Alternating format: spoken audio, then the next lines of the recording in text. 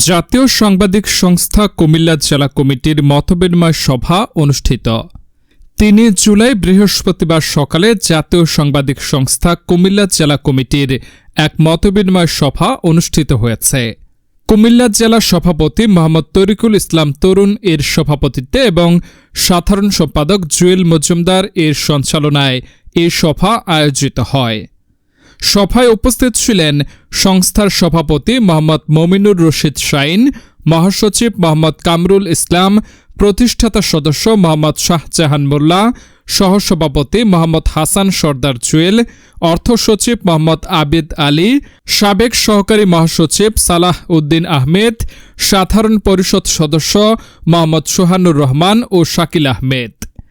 এছাড়াও উপস্থিত ছিলেন আমাদের কুমিল্লা পত্রিকার ভারপ্রাপ্ত সম্পাদক শাহজাদা ইমরান, দৈনিক ইনকিলাব কুমিল্লা স্টাফ রিপোর্টার সাদিক হোসেন মামুন এবং ctvnews24.com এর সম্পাদক ও প্রকাশক ওমর ফারুকী তাপস সহ অন্যান্য নেতৃবৃন্দ।